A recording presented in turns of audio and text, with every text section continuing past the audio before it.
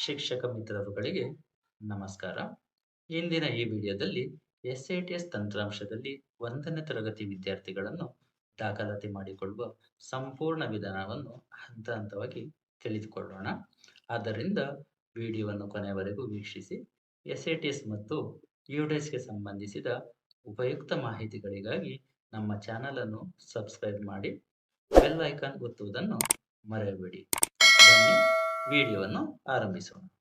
ಇಲ್ಲಿ student management class 1 to 10, ಇಲ್ಲಿ admission details, ಇಲ್ಲಿ ಎನ್ರೋಲ್ಮೆಂಟ್ ಫಸ್ಟ್ ಸ್ಟ್ಯಾಂಡರ್ಡ್, ಅಥವಾ ನೀವು ಇಲ್ಲಿ ಕೂಡ ಎಂಟರ್ ಕೀವರ್ಡ್ಸ್ ಅಲ್ಲಿ ಫಸ್ಟ್ ಸ್ಟ್ಯಾಂಡರ್ಡ್ ಜಸ್ಟ್ ಟೈಪ್ ಮಾಡಿದ್ರು ಸಾಕು. ಇಲ್ಲಿ ಕೂಡ ಆಪ್ಷನ್ ಬರುತ್ತೆ, ನೀವು ಸೆಲೆಕ್ಟ್ ಮಾಡ್ಕೋಬಹುದು.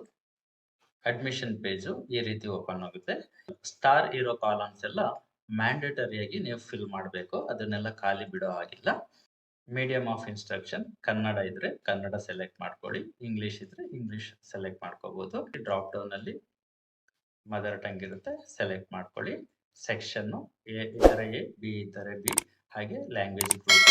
ಇದು 1ನೇ ತರಗತಿ ಮಗು ಆದ್ದರಿಂದ ಕನ್ನಡ ಇಂಗ್ಲಿಷ್ ಬರುತ್ತದೆ. ಇಂಗ್ಲಿಷ್ ಮೀಡಿಯಂ ಮಾತ್ರ ಇಲ್ಲಿ EM ಕನ್ನಡ ಇಂಗ್ಲಿಷ್ ಅಂತ ಬರುತ್ತದೆ. ಕನ್ನಡ ಮೀಡಿಯಂಗೆ KM ಕನ್ನಡ ಇಂಗ್ಲಿಷ್ ಅಂತ ಇದೆ. ಇಲ್ಲಿ ಮಗುವಿನ ಹೆಸರನ್ನು ಟೈಪ್ ಮಾಡಿ, ಸ್ಟೂಡೆಂಟ್ ನೇಮ್ ಇನ್ ಇಂಗ್ಲಿಷ್ ನಲ್ಲಿ ಆಧಾರ್ ನಲ್ಲಿ ಇದ್ದಂತೆಯೇ ಮಗುವಿನ ಹೆಸರು ಹಾಗೂ ಮಗುವಿನ ಜನ್ಮ ದಿನಾಂಕವನ್ನು ಆಧಾರ್ ಕಾರ್ಡ್ ನಲ್ಲಿ ಇದ್ದಂತೆಯೇ ನಮೂದಿಸಬೇಕು. ಹಾಗೆ ಫಾದರ್ ನೇಮ್ ಅನ್ನು ಇಂಗ್ಲಿಷ್ ನಲ್ಲಿ ಇಲ್ಲಿ ಟೈಪ್ ಮಾಡಿ, ನಂತರ ಮದರ್ ನೇಮ್, ಇಲ್ಲಿ ಮದರ್ ನೇಮ್ ಕೂಡ ಇಂಗ್ಲಿಷ್ ಅಲ್ಲಿ ಟೈಪ್ ಮಾಡಿ, ಮಗುವಿನ ಜನ್ಮ ದಿನಾಂಕ ಡೇಟ್ ಆಫ್ ಬರ್ತ್ ಎಂಬಲ್ಲಿ ಜನ್ಮ ದಿನಾಂಕವನ್ನು ಟೈಪ್ ಮಾಡಬೇಕು. ಹಾಗೆ ಇಲ್ಲಿ ಡ್ರಾಪ್ ಡೌನ್ ಅಲ್ಲಿ ಜೆಂಡರ್ ಇದೆ, ಜೆಂಡರ್ ಸೆಲೆಕ್ಟ್ ಮಾಡ್ಕೊಳ್ಳಿ.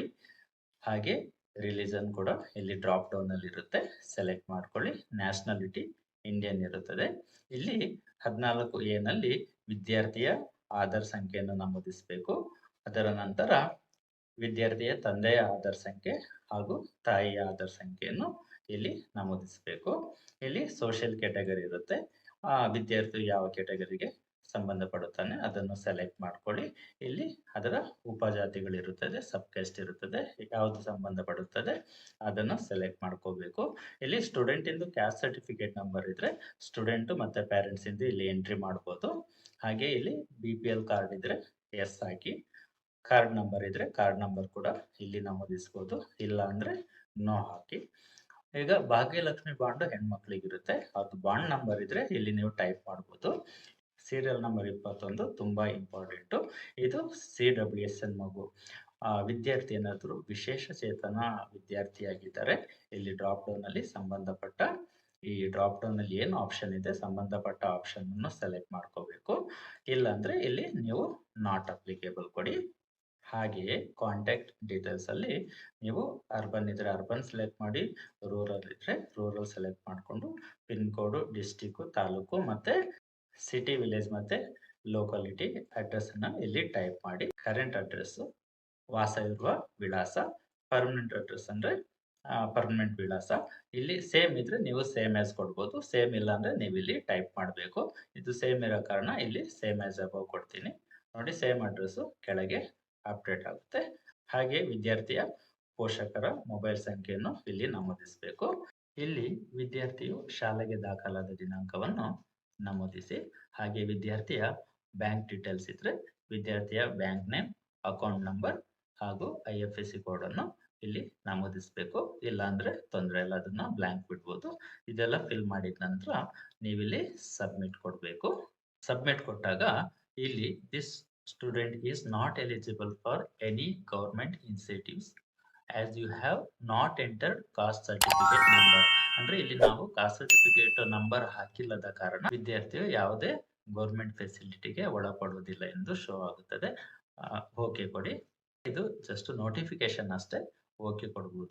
ಓಕೆ ಕೊಟ್ಟ ನಂತರ ಡು ಯು ವಾಂಟ್ ಸಬ್ಮಿಟ್ ಎಂದು ಕೇಳುತ್ತದೆ, ಓಕೆ ಕೊಡಿ. ನಂತರ ಮುಖ್ಯ ಶಿಕ್ಷಕರ ಮೊಬೈಲ್ ಸಂಖ್ಯೆಗೆ OTP ಬರುತ್ತದೆ. OTP ಅನ್ನು ಹಾಕಿ ವೆರಿಫೈ OTP ಕೊಡಿ. ಪುನಃ do you want to submit ಕೇಳುತ್ತದೆ, ಓಕೆ ಕೊಡಿ. ಓಕೆ ಕೊಟ್ಟ ನಂತರ ಸ್ಟೂಡೆಂಟ್ ಎನ್ರೋಲ್ಡ್ ಸಕ್ಸಸ್ಫುಲಿ ಎಂದು ಇಲ್ಲಿ ಶೋ ಆಗುತ್ತೆ. ನೋಡಿ, ವಿದ್ಯಾರ್ಥಿ SATS ನಂಬರ್ ಕೂಡ ಇಲ್ಲಿ ಜನರೇಟ್ ಆಗಿದೆ. ಇಲ್ಲಿಗೆ SATS ತಂತ್ರಾಂಶದಲ್ಲಿ 1ನೇ ತರಗತಿ ವಿದ್ಯಾರ್ಥಿಯ ದಾಖಲಾತಿ ಪ್ರಕ್ರಿಯೆ ಪೂರ್ಣಗೊಳ್ಳುತ್ತದೆ.